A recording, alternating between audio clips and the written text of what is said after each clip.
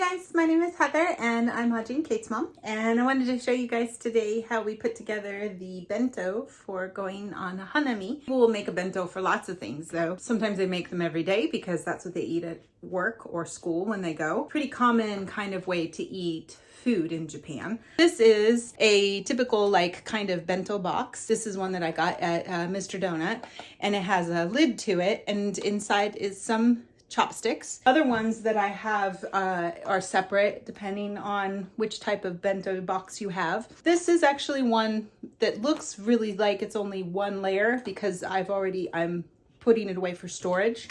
But if you take it apart, you'll notice that there's actually another little guy inside. So when you make the actual bento box, what you do is you have this as the smallest one as the bottom layer. This is then rests on top, and this is the lid. And then of course you also have the hashi layer, the chopsticks layer, excuse me. Now this particular bento box, for example, does not have a very strong mechanism for sealing it. If you were to just carry it around, it'd pop right open because it doesn't snap shut like a, Tupperware would, for example. These little things, this particular bento box came with its own that has a pretty color to match it. And you just wrap it around it like a rubber band, and it keeps it secure, and then you can use that to take with you when you go places, and it won't come out. It's pretty sturdy. The other thing you can do is use a furoshiki, piece of fabric that is really big, and you can use it to wrap around a box and then tie it off like a little package.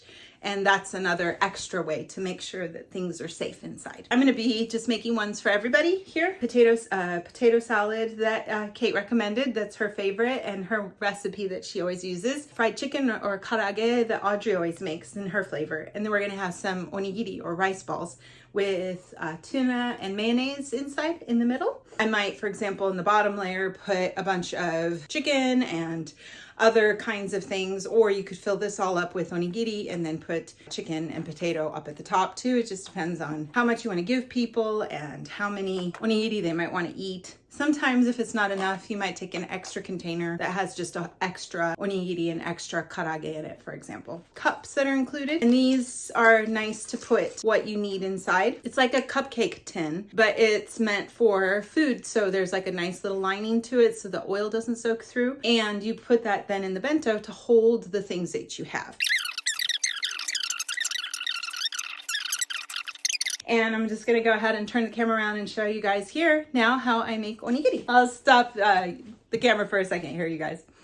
I think this is a good angle. Onigiri special nori or seaweed for wrapping the stuff when I make it. And I'm actually gonna cheat and use this little guy here. This is a shape for onigiri that you can get at Daiso. It has a little lid. You put the rice in, and you put the lid on top, and then you push out from here, and when you do that, you create a little indentation on the other side, a little hole that you can then fill with your filling. I'll show you guys how I do that.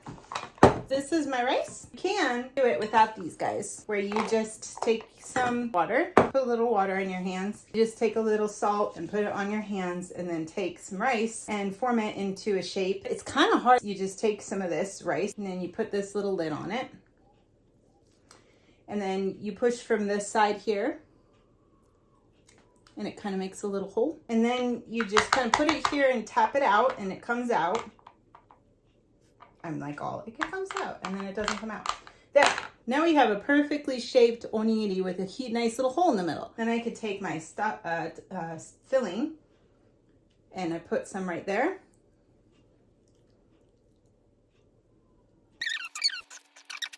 We have this little guy here then. This particular shape and size of onigiri is a little small. You then get a nice little onigiri.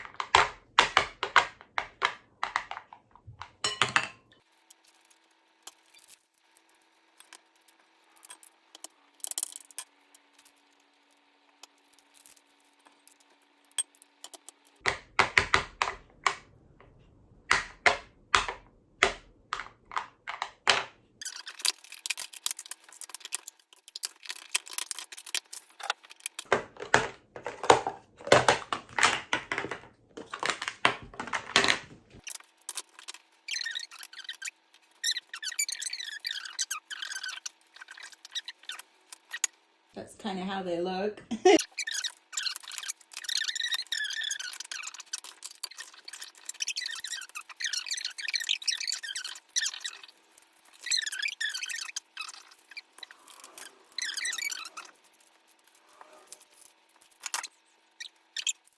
And here, this is what the bottom part looks like with the karage and the potato salad. And then in the bottom layer, you have your onigiri. So all ready to go.